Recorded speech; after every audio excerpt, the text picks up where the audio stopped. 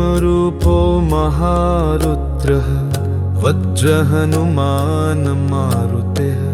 वानर अञ्जनीसूनुः रामदूत प्रभञ्जन महाबली प्राणदाता सर्वेभ्यः बलदायकः सुखदः शोकहारी च वैष्णवानां सुगीतकः दीननाथो हरिरूप सुन्दरः जगदन्तरः पाताल देवता हन्ता सिन्दूराङ्कितमूर्तिमान् लोकनाथो जगन्नाथ प्राणनाथ सनातनः पुण्यवान् पुण्यशीलश्च पावन परितोषदः त्वजाङ्गे ऊर्ध्वबाहुश्च आविष्टो युद्धमायया कालाग्निरिव रुद्राग्नि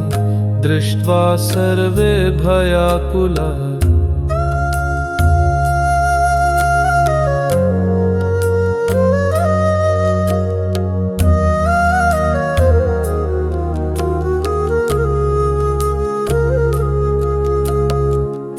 ब्रह्माण्डं न जानाति दंशनिर्मलपङ्क्तिभिः नेत्रेभ्यः ज्वाला निष्पेतु भ्रूकुटिताठिनं बले पुच्छं मुरितं शीर्ष्ण किरीटं कुण्डलानि च सुवर्णकटिबन्धश्च घण्टा किङ्किणीनादितः पर्वतोपमदेहोऽयं सुदृढ सडुलाङ्गकः चपलतेजसा दीप्तः विद्युत्तुल्यो विलासबन्धुः कोटिकोटिगते शीघ्रं प्लवते उत्तरां दिशं मन्द्राद्रितुल्यद्रोणोऽसौ क्रोधात् पर्वतमुत्क्षिपेद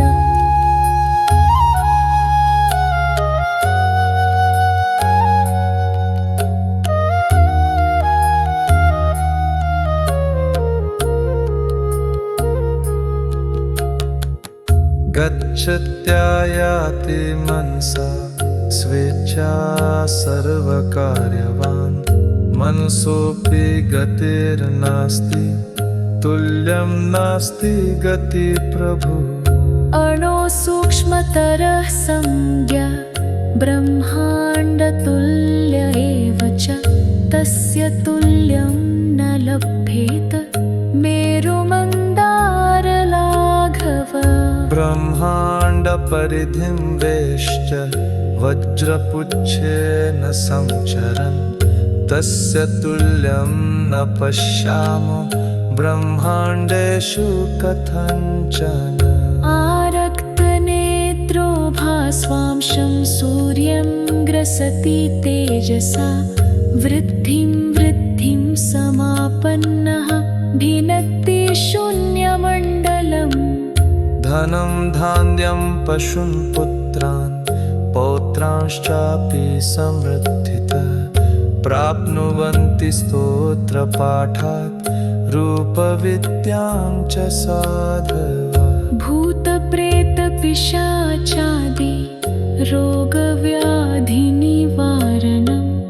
नश्यन्ति सर्वचिन्ताश्च भीमदर्शनतो ध्रुवम्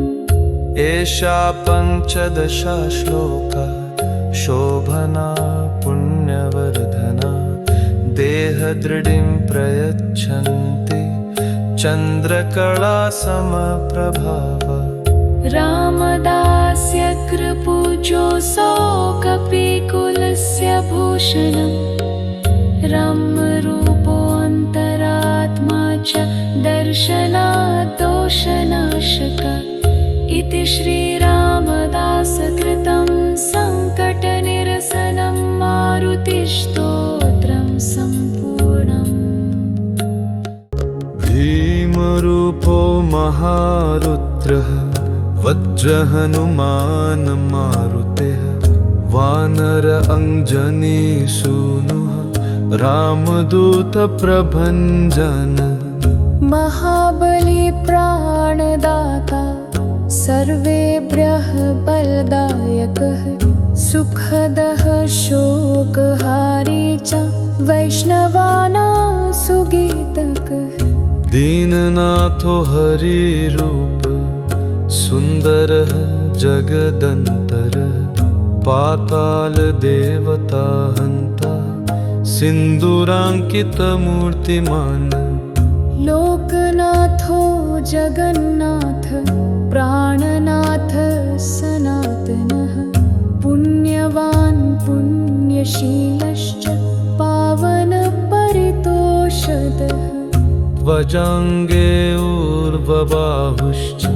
आविष्टो युद्धमायया कालाग्निरिव रुद्राग्नि दृष्ट्वा सर्वे भयाकुलाः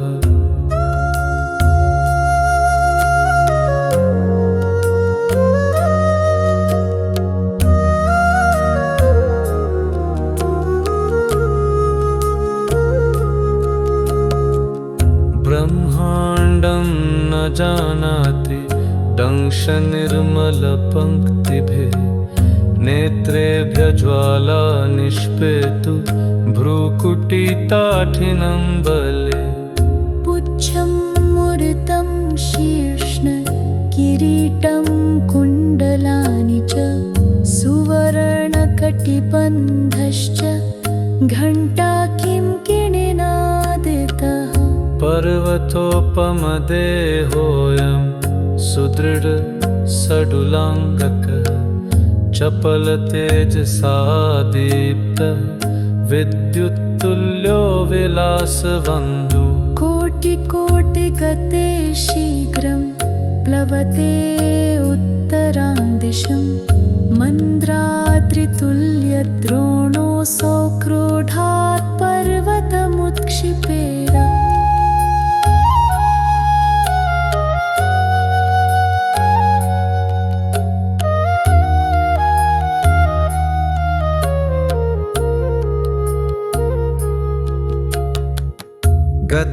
गच्छत्यायाति मनसा स्वेच्छा सर्वकार्यवान्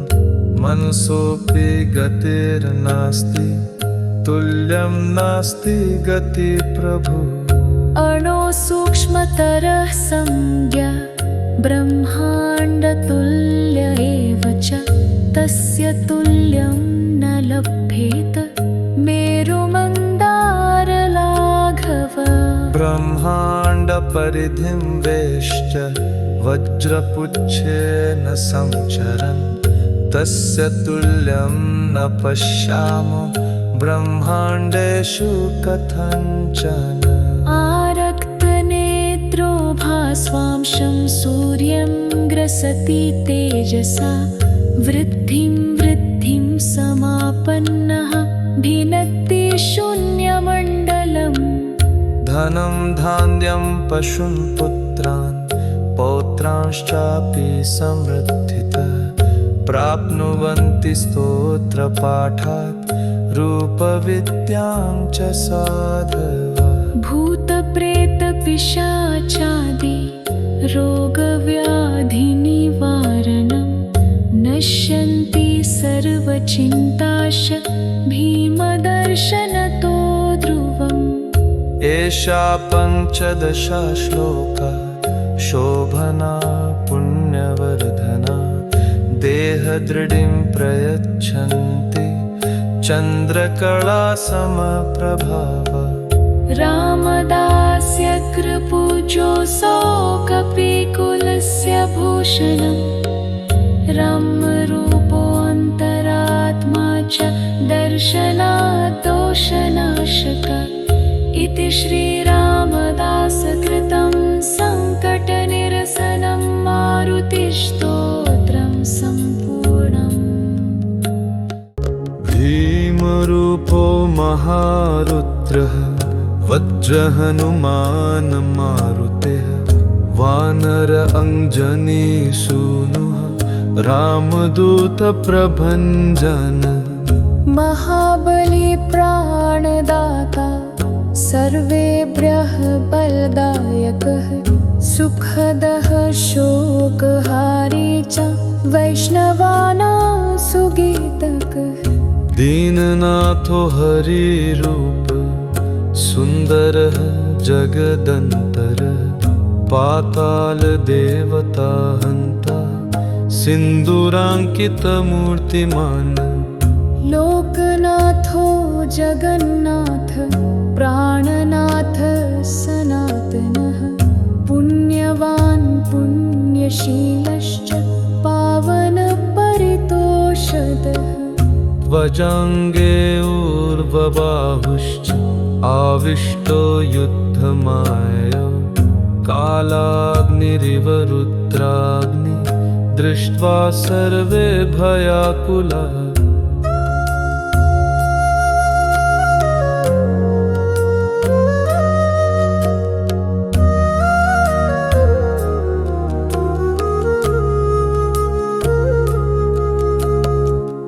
ब्रह्माण्डं न जानाति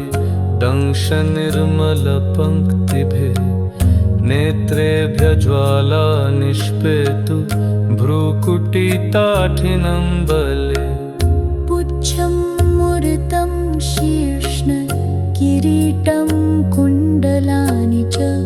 सुवर्णकटिबन्धश्च घण्टा किं किणिनादितः पर्वतोपमदेहोऽयं सुदृढ सडुलाङ्गकः चपलतेजसा दीप्तः विद्युत्तुल्यो विलासबन्धुः कोटिकोटिगते शीघ्रं प्लवते उत्तरां दिशं मन्द्राद्रितुल्यद्रोणोऽसौ क्रोधात् पर्वतमुत्क्षिपेर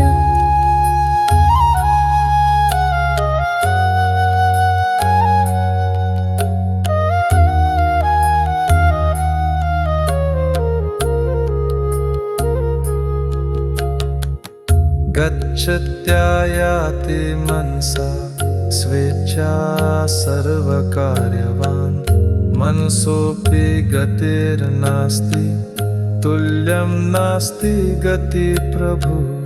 अणो सूक्ष्मतरः संज्ञा ब्रह्माण्डतुल्य एव च तस्य तुल्यं न लभ्येत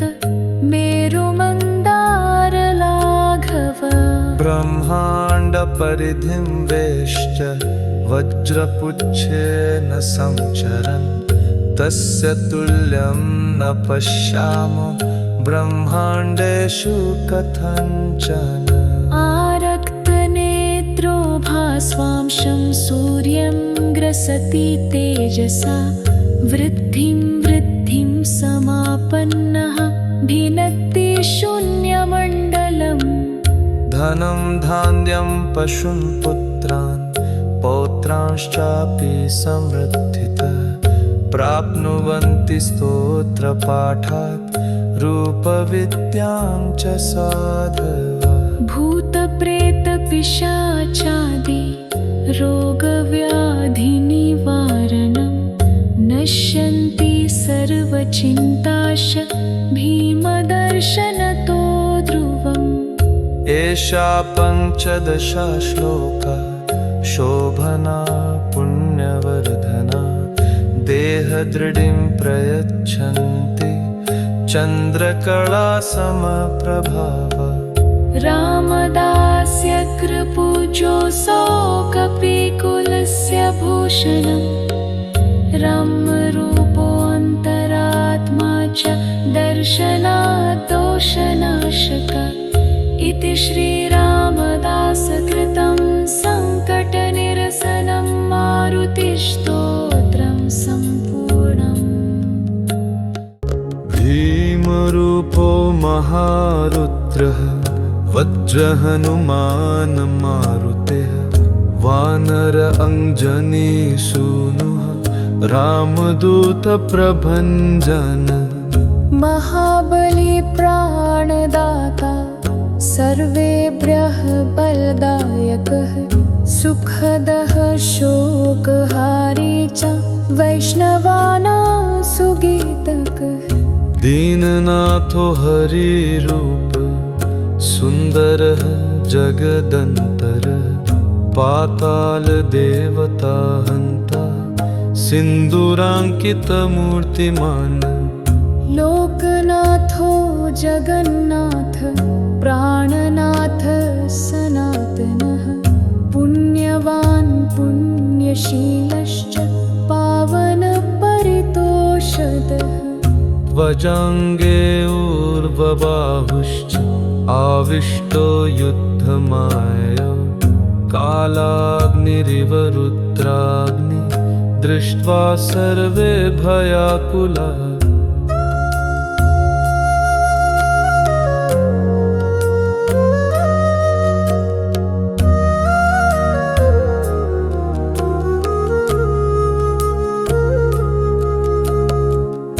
ब्रह्माण्डं न जानाति दंशनिर्मलपङ्क्तिभिः नेत्रेभ्यः ज्वाला निष्पेतु भ्रूकुटिताठिनं बले पुच्छं मुरितं शीर्ष्ण किरीटं कुण्डलानि च सुवर्णकटिबन्धश्च घण्टा किं किणिनादितः पर्वतोपमदेहोऽयं सुदृढ सडुलाङ्गकः चपलतेजसा दीप्तः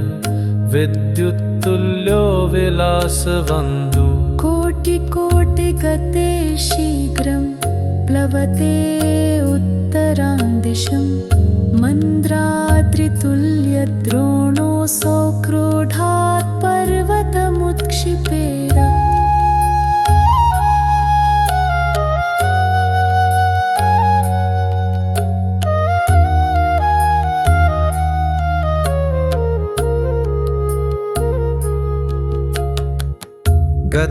गच्छत्यायाति मनसा स्वेच्छा सर्वकार्यवान् मनसोऽपि गतिर्नास्ति तुल्यं नास्ति गति प्रभु अणो सूक्ष्मतरः संज्ञा ब्रह्माण्डतुल्य एव च तस्य तुल्यं न लभ्येत मेरुमन्दारलाघव ब्रह्माण्डपरिधिं वेश्य वज्रपुच्छेन संचरन् तस्य तुल्यं न पश्यामो ब्रह्माण्डेषु कथञ्चन आरक्तनेत्रो भास्वांशं सूर्यं ग्रसति तेजसा वृद्धिं वृद्धिं समापन्नः भिनत्ति शून्यमण्डलम् धनं धान्यं पशून् पुत्रान् पौत्रांश्चापि समृद्धितः प्राप्नुवन्ति स्तोत्रपाठात् रूपविद्यां च साधवः भूतप्रेतपिशाचादि रोगव्याधिनिवारणं नश्यन्ति सर्वचिन्ताश भीमदर्शनतो ध्रुवम् एषा पञ्चदशा श्लोका शोभना पुण्यवर्धना देहदृढिं प्रयच्छन्ति चन्द्रकला समप्रभावा रामदास्य कृपूजोऽसौ कपिकुलस्य भूषणम् रम्यरूपोऽन्तरात्मा च दर्शनात् दोषनाशक इति श्रीरामदासकृतं सङ्कटनिरसनं मारुतिस्तोत्रं सम्पूर्णम् भीमरूपो महारुद्रः वज्रहनुमान् मारुतेः वानर अञ्जनीसूनुः रामदूतप्रभञ्जन महाबली प्राणदाता सर्वेभ्यः बलदायकः सुखदः शोकहारी च वैष्णवानां सुगीतकः दीननाथो हरिरूप सुन्दरः जगदन्तर पातालदेवता हन्ता सिन्दूराङ्कितमूर्तिमान् लोकनाथो जगन्नाथ प्राणनाथ सनातनः पुण्यवान् पुण्यशीलश्च पावनपरितोषदः त्वजाङ्गे ऊर्ध्वबाहुश्च आविष्टो युद्धमाय कालाग्निरिव रुद्राग्नि दृष्ट्वा सर्वे भयाकुलाः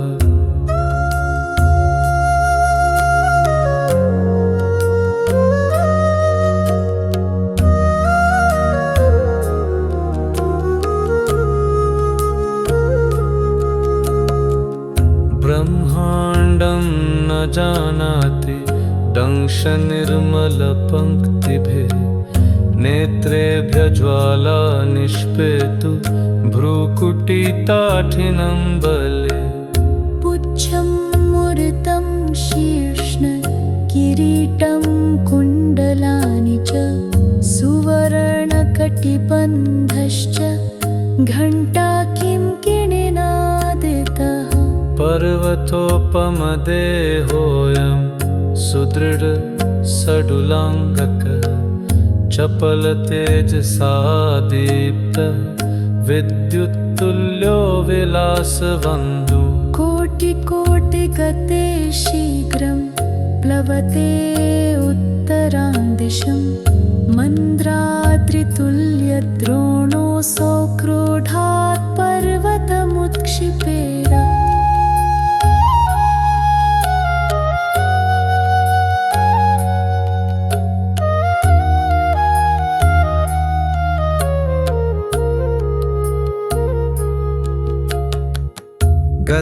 गच्छत्यायाति मनसा स्वेच्छा सर्वकार्यवान् मनसोऽपि गतिर्नास्ति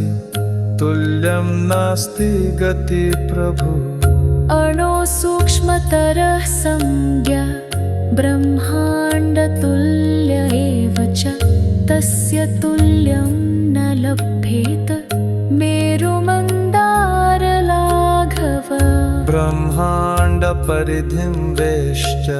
वज्रपुच्छेन संचरन् तस्य तुल्यं न पश्यामो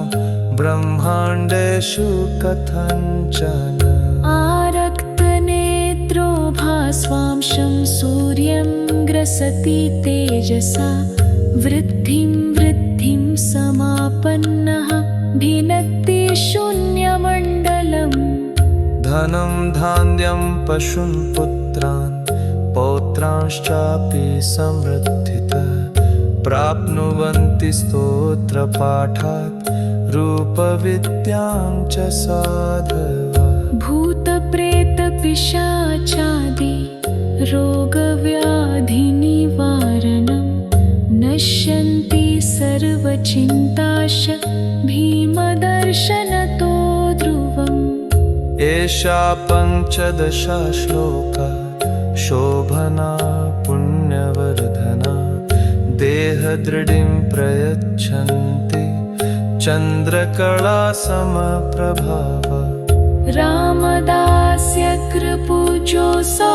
कपिकुलस्य भूषणं रम्यरूपोऽन्तरात्मा च दर्शनात् दोषनाशकः इति श्रीरामदासकृतं सङ्कटनिरसनं मारुतिस्तोत्रं सम्पूर्णम् भीमरूपो महारुद्रः वज्रहनुमान् मारुतेः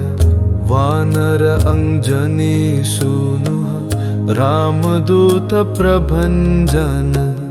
महाबली प्राणदाता सर्वेभ्यः बलदायकः सुखदः शोकहारी च वैष्णवानां सुगीतकः दीननाथो हरिरूप सुन्दरः जगदन्तर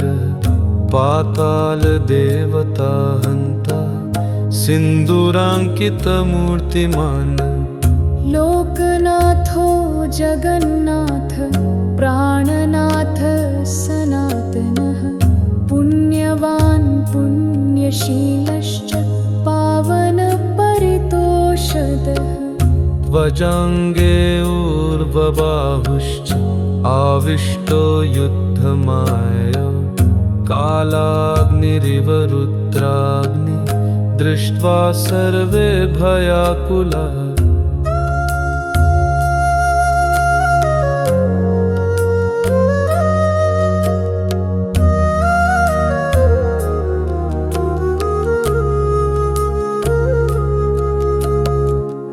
ब्रह्माण्डं न जानाति दंशनिर्मलपङ्क्तिभिः नेत्रेभ्यः ज्वाला निष्पेतु भ्रूकुटिताठिनं बले पुच्छं मुरितं शीर्ष्ण किरीटं कुण्डलानि च सुवर्णकटिबन्धश्च घण्टा किं किणिनादितः पर्वतोपमदेहोऽयं सुदृढ सडुलाङ्गकः चपलतेजसा दीप्तः विद्युत्तुल्यो विलासबन्धु कोटिकोटिगते शीघ्रं प्लवते उत्तरां दिशं मन्द्राद्रितुल्यद्रोणोऽसौ क्रोधात् पर्वतमुत्क्षिपेद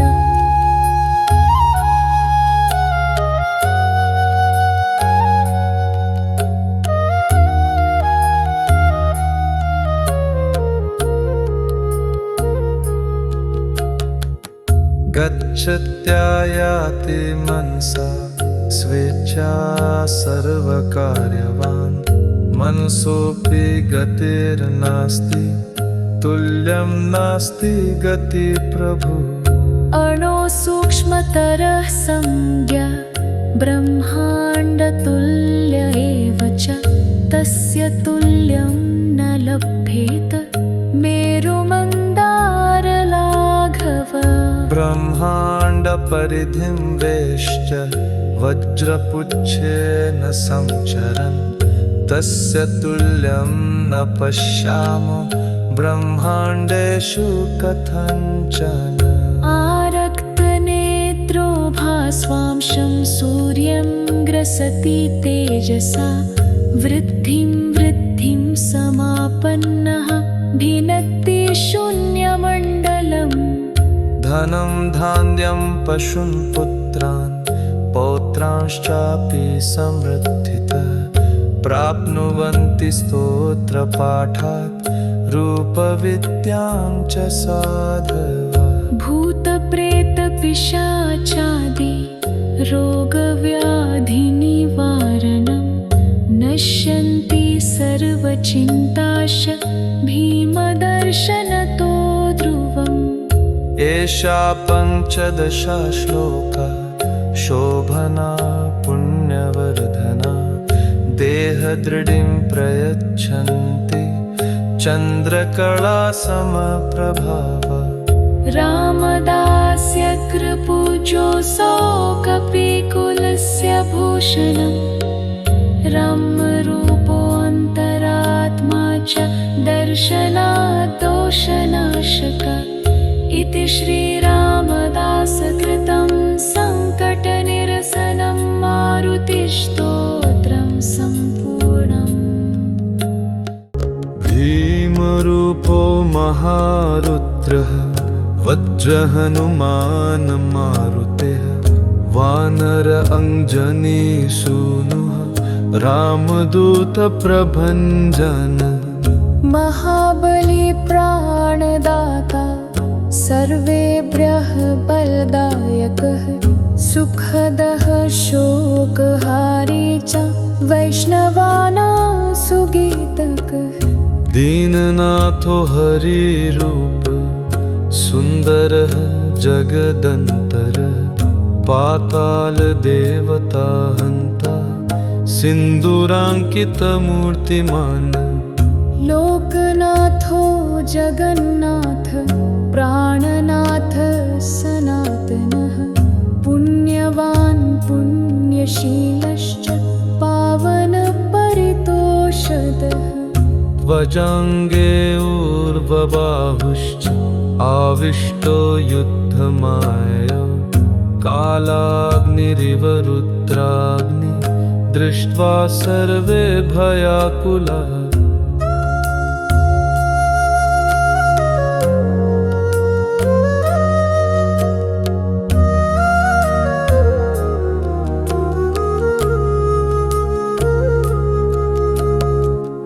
ब्रह्माण्डं न जानाति दंशनिर्मलपङ्क्तिभिः नेत्रेभ्यः ज्वाला निष्पेतु भ्रूकुटिताठिनं बले पुच्छं मुरितं शीर्ष्ण किरीटं कुण्डलानि च सुवर्णकटिबन्धश्च घण्टा किङ्किणीनादितः पर्वतोपमदेहोऽयं सुदृढ सडुलाङ्गकः चपलतेजसा दीप्तः विद्युत्तुल्यो विलासबन्धुः कोटिकोटिगते शीघ्रं प्लवते उत्तरां दिशं मन्द्राद्रितुल्यद्रोणोऽसौ क्रोधात् पर्वतमुत्क्षिपेद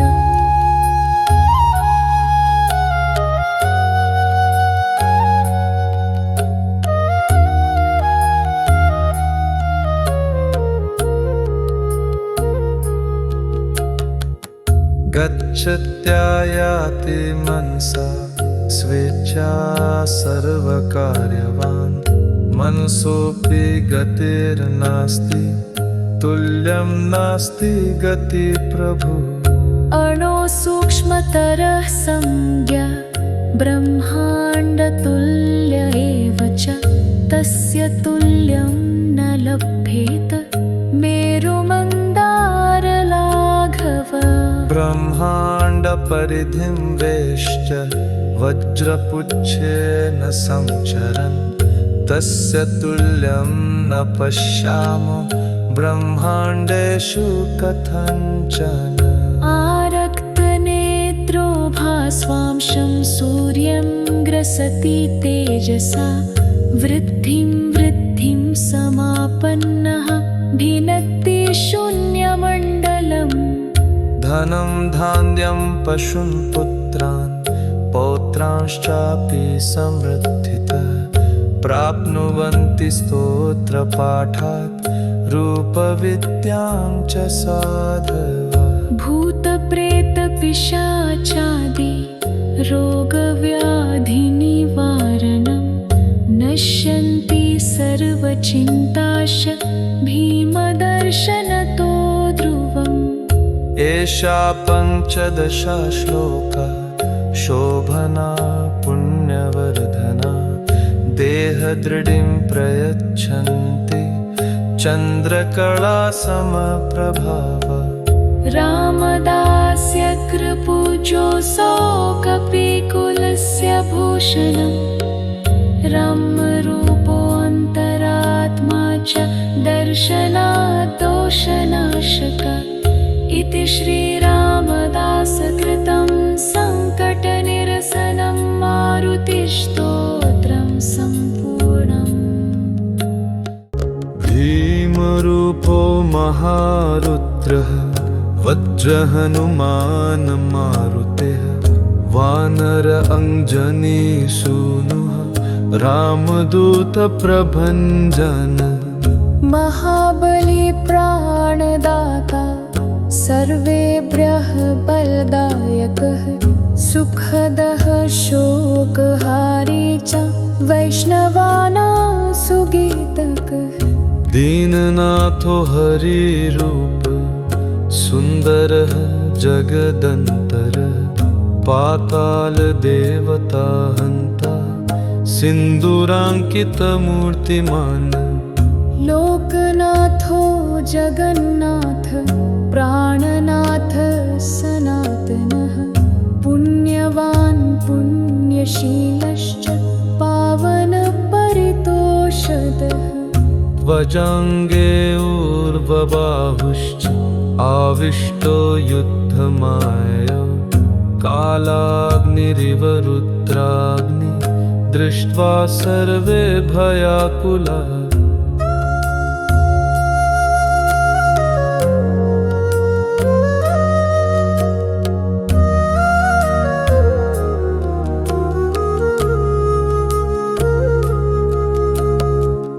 ब्रह्माण्डं न जानाति दंशनिर्मलपङ्क्तिभिः नेत्रेभ्यः ज्वाला निष्पेतु भ्रूकुटिताठिनं बले पुच्छं मुरितं शीर्ष्ण किरीटं कुण्डलानि च सुवर्णकटिबन्धश्च घण्टा किं किणिनादितः पर्वतोपमदेहोऽयं सुदृढ सडुलाङ्गकः चपलतेजसा दीप्तः विद्युत्तुल्यो विलासबन्धु कोटिकोटिगते शीघ्रं प्लवते उत्तरां दिशं मन्द्राद्रितुल्यद्रोणोऽसौ क्रोधात् पर्वतमुत्क्षिपेद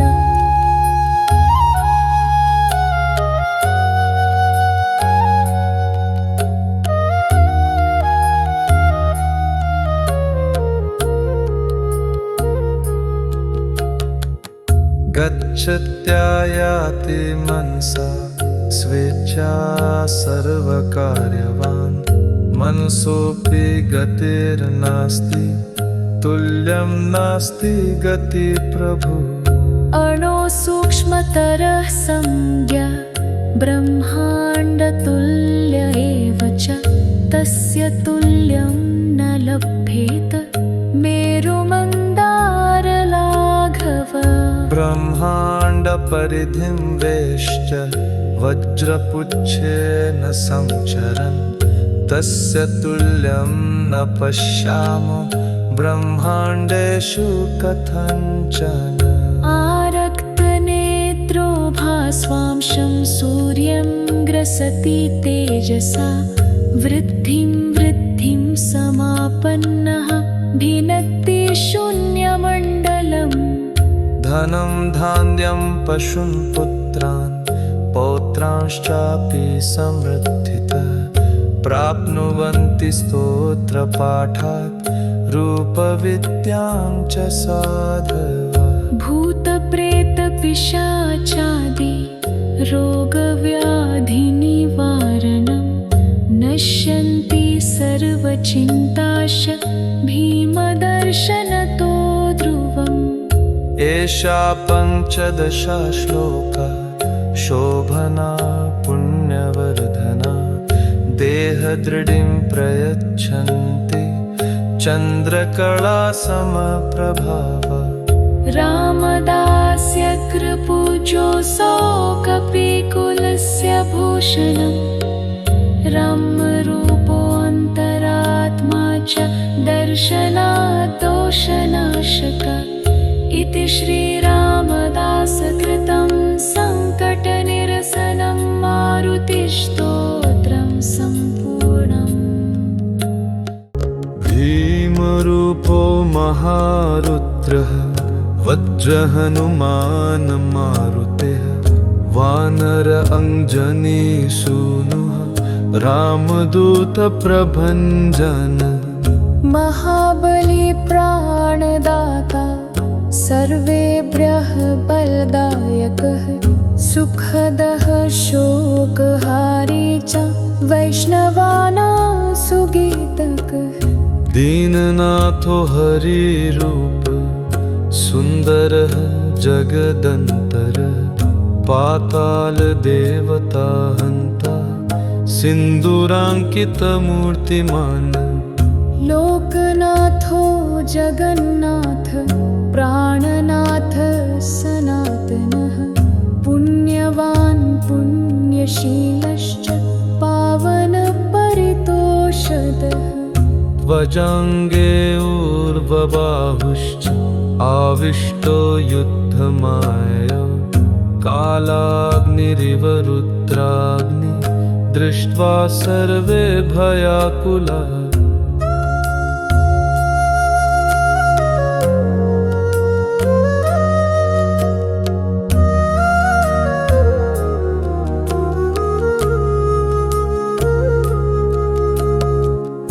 ब्रह्माण्डं न जानाति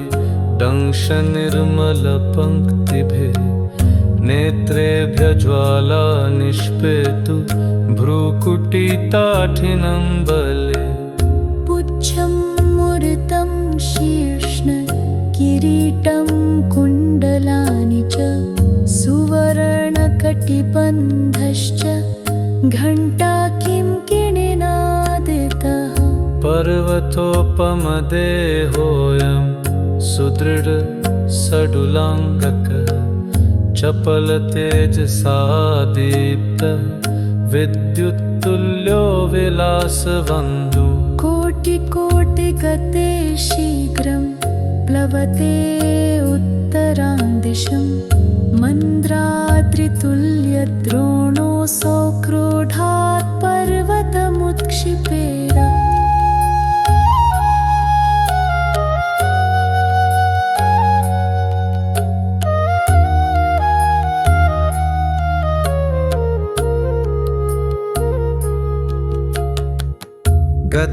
गच्छत्यायाति मनसा स्वेच्छा सर्वकार्यवान् मनसोऽपि गतिर्नास्ति तुल्यं नास्ति गति प्रभु अणुसूक्ष्मतरः संज्ञा ब्रह्माण्डतुल्य एव च तस्य तुल्यं न लभ्येत मेरुमन्दारलाघव ब्रह्माण्डपरिधिं वेश्च वज्रपुच्छेन संचरन् तस्य तुल्यं न पश्यामो ब्रह्माण्डेषु कथञ्चन आरक्तनेत्रो भास्वांशं सूर्यं ग्रसति तेजसा वृद्धिं समापन्नः भिनत्ति शून्यमण्डलम् धनं धान्यं पशून् पुत्रान् पौत्रांश्चापि समृद्धितः प्राप्नुवन्ति स्तोत्रपाठात् रूपविद्यां च साधवः भूतप्रेतपिशाचादि रोगव्याधिनिवारणं नश्यन्ति सर्वचिन्ताश भीमदर्शनतो ध्रुवम् एषा पञ्चदशा श्लोका शोभना पुण्यवर्धना देहदृढिं प्रयच्छन्ति चन्द्रकला समप्रभावा रामदास्य कृपूजोऽसौ कपिकुलस्य भूषणं रम्यरूपोऽन्तरात्मा च दर्शनात् दोषनाशकः इति श्रीरामदासकृतं सङ्कटनिरसनं मारुतिस्तोत्रं सम्पूर्णम् भीमरूपो महारुद्रः वज्रहनुमान् मारुतेः वानर अञ्जनीसूनुः रामदूतप्रभञ्जन महाबली प्राणदाता सर्वेभ्यः बलदायकः सुखदः शोकहारी च वैष्णवानां सुगीतकः दीननाथो हरिरूप सुन्दरः जगदन्तरः पातालदेवता हन्ता सिन्दूराङ्कितमूर्तिमान् लोकनाथो जगन्नाथ प्राणनाथ सनातनः पुण्यवान् पुण्यशीलश्च पावनपरितोषदः वजाङ्गे ऊर्ध्वबाहुश्च आविष्टो युद्धमायया कालाग्निरिव रुद्राग्नि दृष्ट्वा सर्वे भयाकुलाः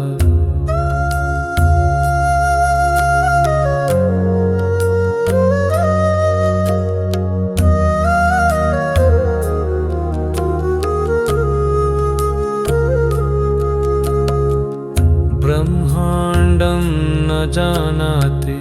दंशनिर्मलपङ्क्तिभिः नेत्रेभ्य ज्वाला निष्पेतु भ्रूकुटिताठिनं बले पुच्छं मुरितं शीर्ष्ण किरीटं कुण्डलानि च सुवर्णकटिबन्धश्च घण्टा किङ्किणीनादितः पर्वतोपमदेहोऽयं सुदृढ सडुलाङ्गकः चपलतेजसा दीप्तः विद्युत्तुल्यो विलासवन्दु कोटिकोटिगते शीघ्रं प्लवते उत्तरां दिशं मन्द्राद्रितुल्यद्रोणोऽसौ क्रोधात् पर्वतमुत्क्षिपेद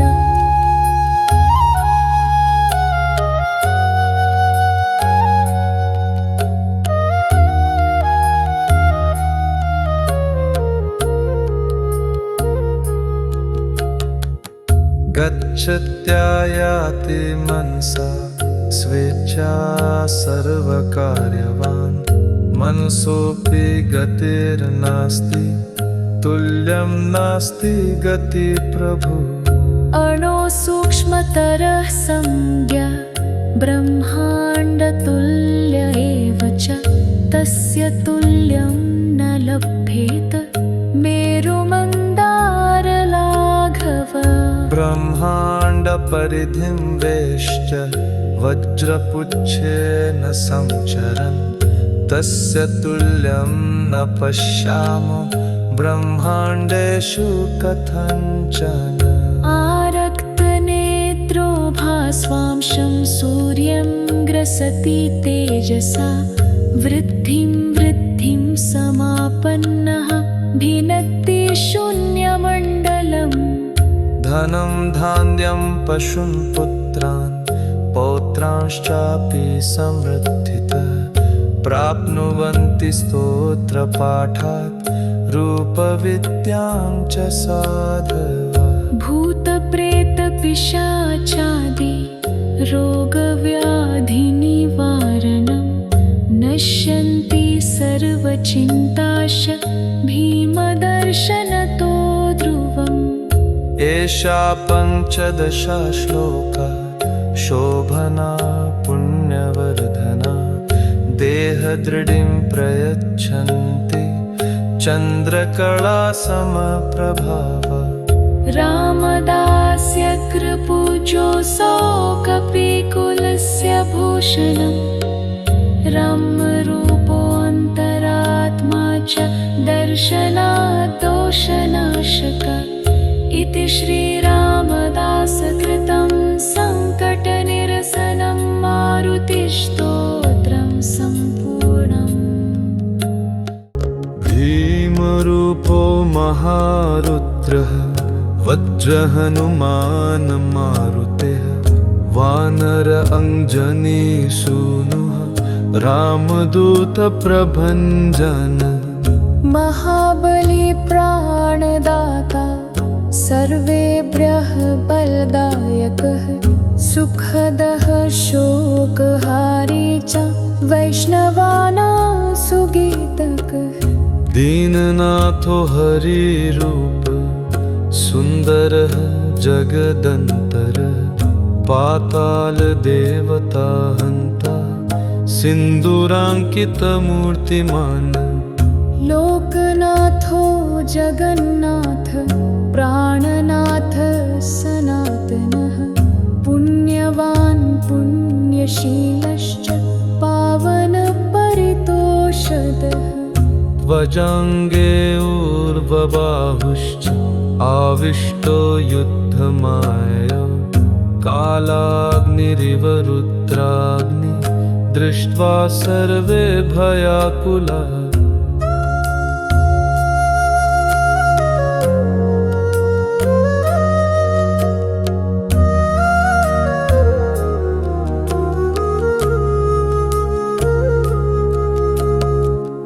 ब्रह्माण्डं न जानाति दंशनिर्मलपङ्क्तिभिः नेत्रेभ्य ज्वाला निष्पेतु भ्रूकुटिताठिनं बले पुच्छं मुरतं शीर्ष्ण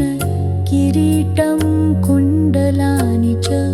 सुवर्णकटिबन्धश्च घण्टा किङ्किणीनादितः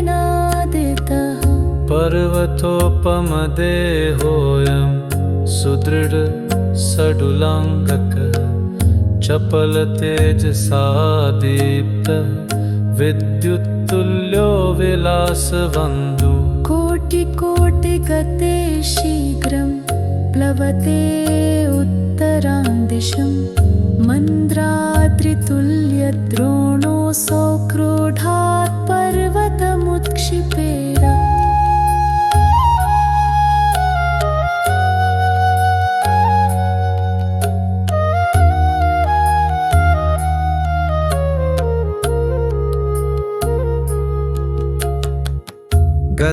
गच्छत्यायाति मनसा स्वेच्छा सर्वकार्यवान् मनसोऽपि गतिर्नास्ति तुल्यं नास्ति गति प्रभु अणो सूक्ष्मतरः संज्ञा ब्रह्माण्डतुल्य एव च तस्य तुल्यं न लभ्येत मेरुमन्दारलाघव ब्रह्माण्डपरिधिं वेश्च वज्रपुच्छेन संचरन् तस्य तुल्यं न पश्यामो ब्रह्माण्डेषु कथञ्चन आरक्तनेत्रो भास्वांशं सूर्यं ग्रसति तेजसा वृद्धिं समापन्नः भिनत्ति शून्यमण्डलम् धनं धान्यं पशून् पुत्रान् पौत्रांश्चापि समृद्धितः प्राप्नुवन्ति स्तोत्रपाठात् रूपविद्यां च साधवः भूतप्रेतपिशाचादि रोगव्याधिनिवारणं नश्यन्ति सर्वचिन्ताश भीमदर्शनतो ध्रुवम् एषा पञ्चदशा श्लोका शोभना पुण्यवर्धना देहदृढिं प्रयच्छन्ति चन्द्रकला समप्रभावा रामदास्य कृपूजोऽसौ कपिकुलस्य भूषणं रम्यरूपोऽन्तरात्मा च दर्शनात् दोषनाशकः इति श्रीरामदासकृतं सङ्कटनिरसनं मारुतिस्तोत्रं सम्पूर्णम् भीमरूपो महारुद्रः वज्रहनुमान् मारुतेः वानर अञ्जनीसूनुः रामदूतप्रभञ्जन महाबली प्राणदाता सर्वेभ्यः बलदायकः सुखदः शोकहारी च वैष्णवानां सुगीतकः दीननाथो हरिरूप सुन्दरः जगदन्तरः पातालदेवता हन्ता सिन्दूराङ्कितमूर्तिमान् लोकनाथो जगन्नाथ प्राणनाथ सनातनः पुण्यवान् पुण्यशीलश्च पावनपरितोषदः वजाङ्गे ऊर्ध्वबाहुश्च आविष्टो युद्धमायया कालाग्निरिव रुद्राग्नि दृष्ट्वा सर्वे भयाकुलाः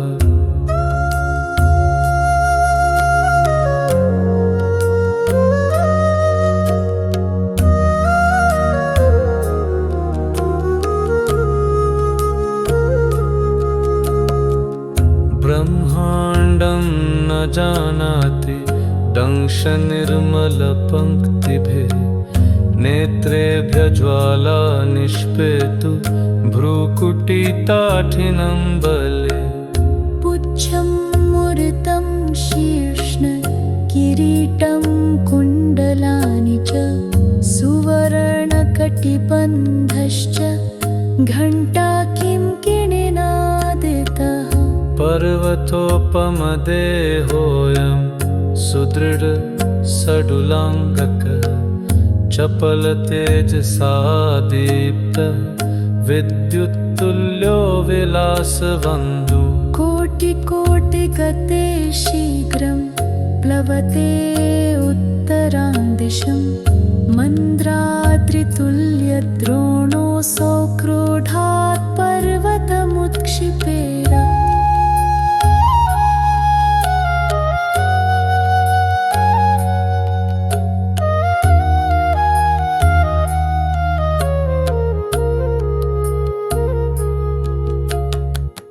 गच्छत्यायाति मनसा स्वेच्छा सर्वकार्यवान् मनसोऽपि गतिर्नास्ति तुल्यं नास्ति गति प्रभु अणो सूक्ष्मतरः संज्ञा ब्रह्माण्डतुल्य एव च तस्य तुल्यं न लभ्येत मेरुमन्दारलाघव ब्रह्माण्डपरिधिं वेश्य वज्रपुच्छेन संचरन् तस्य तुल्यं न पश्यामो ब्रह्माण्डेषु कथञ्चन आरक्तनेत्रो भास्वांशं सूर्यं ग्रसति तेजसा वृद्धिं समापन्नः भिनत्ति शून्यमण्डलम् धनं धान्यं पशून् पुत्रान् पौत्रांश्चापि समृद्धितः प्राप्नुवन्ति स्तोत्रपाठात् रूपविद्यां च साधवः भूतप्रेतपिशाचादि रोगव्याधिनिवारणं नश्यन्ति सर्वचिन्ताश भीमदर्शनतो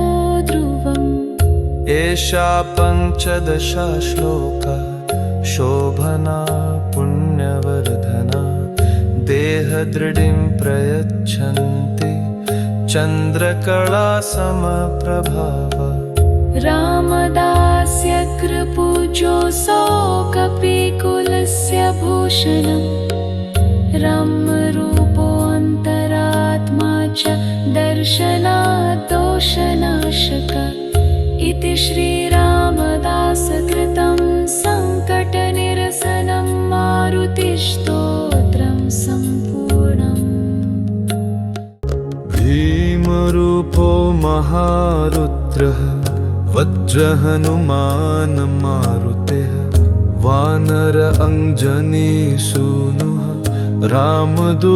रामदूतप्रभञ्जन महाबली प्राणदाता सर्वेभ्यः बलदायकः सुखदः शोकहारी च वैष्णवानां सुगीतकः दीननाथो हरिरूप सुन्दरः जगदन्तरः पातालदेवता हन्ता सिन्दूराङ्कितमूर्तिमान् लोकनाथो जगन्नाथ प्राणनाथ सनातनः पुण्यवान् पुण्यशीलश्च पावनपरितोषदः वजाङ्गे ऊर्ध्वबाहुश्च आविष्टो युद्धमायया कालाग्निरिव रुद्राग्नि दृष्ट्वा सर्वे भयाकुलाः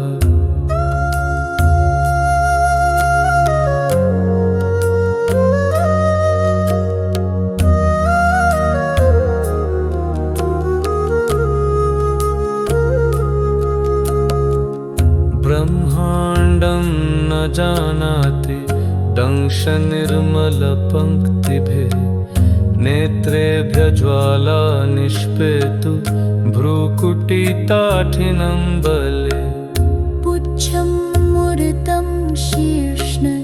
किरीटं कुण्डलानि च सुवर्ण प्रतिबन्धश्च घण्टा किङ्किणिनादितः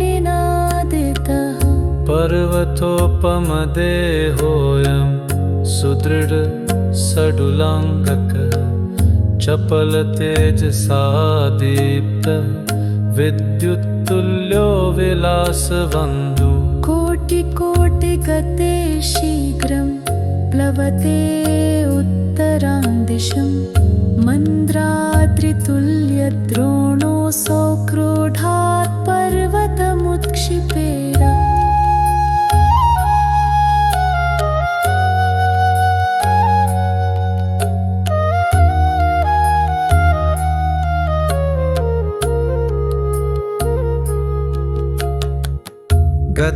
गच्छत्यायाति मनसा